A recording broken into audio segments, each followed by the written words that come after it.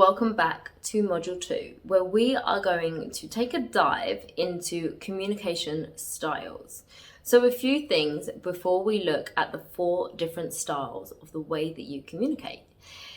You will tend to notice that you have a dominant communication style, and this will usually have come from the way that you've grown up, the things that you've seen around you, the things that you've experienced, the behaviors and even the communication styles that you've seen role modeled, particularly as well from the influential people around you growing up, whether that was your parents or your caregivers, whether that was teachers, or whether that was people around you when you went into a work environment. So you probably will find yourself doing one communication style over the others more of the time. However, you can also interchange between the different types of communication styles. So it isn't set in stone either. However, out of the 4 communication styles, there is one that is definitely better and that is definitely preferred in order for you to have a really effective conversation. And the reason why I think this is really important for you to know and to understand now is so that you can actually take a look at which style are you adopting when you're talking to your partner. And you can think about it in an everyday sense. So when things are calm and things are going well, how do you tend to communicate with your partner? And then think about when you go into a conflict situation with your partner, how do you tend to communicate then? Does it change or doesn't it? And if it does or it doesn't, is it serving you? Is it working for you or not? So I'm going to take you through each communication style in turn with some examples. And I will also share which is the one that you want to strive for, which one is best and why. And that means you can also think about how you take that into the conversation when you go into conflict with your partner. And I will also include a quiz at the end of this module so you can take it and see which one is your dominant communication style. The first communication style that we're going to talk about is passive communication. Now, very much like the title and what it indicates is if you adopt this style, you tend not to say much. And especially as well in your non-verbal cues. So your body language, you might not actually give eye contact. You may even put your head down. Now, this doesn't mean all of the time, but this will stem from a place of wanting to keep the peace. So again, go back to what I said at the beginning. Think about how you communicate when things are going well, and then think about how you communicate when you're in a situation of conflict. Do you tend to stay silent? Do you tend to put your head down and want to avoid it? Or maybe you find yourself just day to day not really being able to express what you're actually thinking. So sometimes you'll find yourself saying, I don't really have an opinion on this. So ask yourself, do you tend to communicate in a passive way where you aren't being clear about your needs or your opinions, or perhaps you don't even think that it's worth expressing and sharing your ideas and opinions?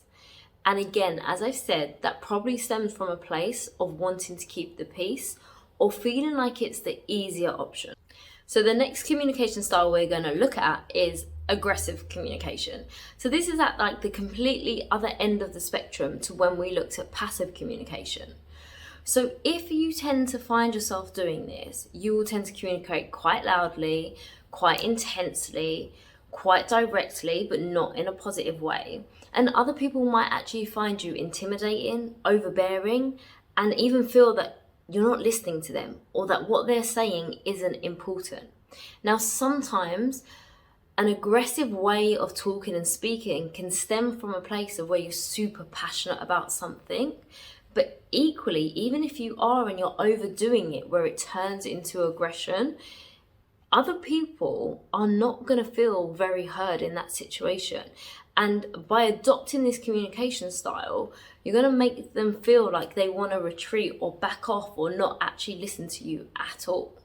So it will tend to feel quite intimidating for other people if you do adopt this style. Now, sometimes people are communicating in this way and not even aware of how it lands. and it can come across as quite demanding as well. And in some situations, a complete disregard for what other people need or what's important to them. So you may find people saying something like, oh, it doesn't matter about your opinion, or just listen to me. So it's really focusing on what your need is, opposed to actually creating collaboration and being willing to listen and share ideas. So be honest with yourself. How often does this show up for you? And maybe it isn't something you're doing all the time, but maybe there's situations that you can identify where this does show up. Or maybe you are sitting, listening and watching this, and you can now see that actually your partner communicates in this way. So be honest, because once you bring the awareness to it, you can then adopt and see how you can start to shift this. So the third communication style is passive aggressive. I have to admit, this is my pet hate. I really still struggle when I am talking to somebody who I feel is moving into a passive aggressive communication style. Now, there are, of course, naturally things that if you are on the receiving end of this, that you can say and do differently in order to help bring it out of this person. However, if this is the way that you communicate, let me tell you a little bit more about how that might look and feel for you. Now, yes, it brings together both the passive communication style and the aggressive. Now, you will have an opinion about something, but you will tend not to want to express it. Well, definitely not directly. So what you may find yourself doing is addressing something in a very indirect way. So you won't always stay silent, but you could, for example, give a dig, or you could say something that sounds like quite an underhand comment. So it may sound something like, oh yeah, we'll do that idea, I just don't think it's going to work. Because actually what you want to say in that situation is, this is my idea, thanks for sharing yours, why don't we try this? That would be a way more direct, to the point way of expressing what you're actually thinking. But sometimes the things that are stopping you from expressing it in this way is because you have a fear of what somebody else is going to say about you, or what they're going to think, or perhaps that you're going to be judged. And also on top of that, you may communicate in this style because it's also what you've seen role modeled. So don't be too harsh on yourself if this is showing up for you. It just means that you can do something differently. And it's going to be a conscious choice for you to think about, how do I stop and pause and think about how I want to communicate what I really mean? And transfer this into a situation where you're in conflict or friction or frustration, whatever's coming up for you and your partner, and ask yourself, is this how you're communicating with them? Are there things that you want to be able to express to them, but you feel that you can't? Are you afraid that you might hurt their feelings? Are you afraid that they're going to think that you're too harsh or too needy or too much even if you do say what you think? So actually you think that by saying it in a way where it's going to sound like a dig or an underhand comment is better than saying nothing.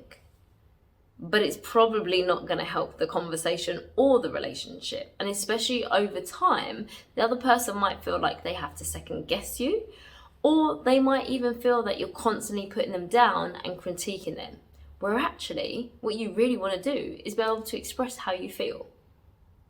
So yes, you have guessed it, that the fourth communication style is actually the one that we want to strive for. That's the one that is actually the best. And it's not something you're going to hear me say very often. And it is your assertive communication style. Now this is really, yes, what you want to aim for most of the time.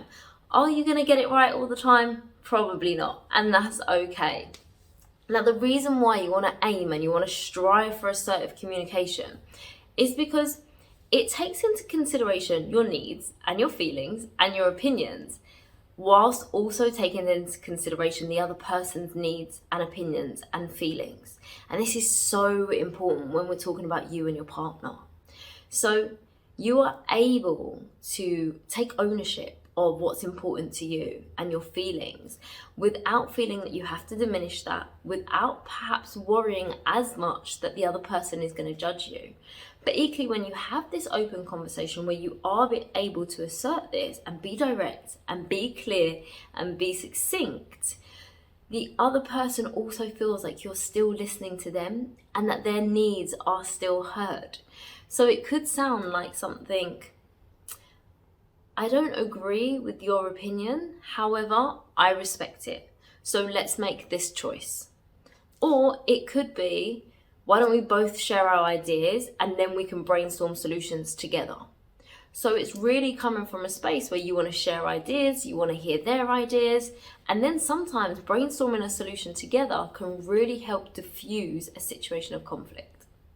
So that is it. We've gone through our 4 communication styles. Remember that you probably will have a dominant one, but it doesn't mean that they're not interchangeable at all. Especially if you're going to take a situation with your partner versus a situation with your friends or perhaps even at work. You will find yourself mixing them up and choosing them depending on who you're talking to. So really get honest with which style is showing up for you the most, but particularly when the friction creeps in with your partner. So write that down, take note of that, and I also want you to write down how you want this to change. How do you want to be able to step into a space where you are able to communicate assertively? That is it for now.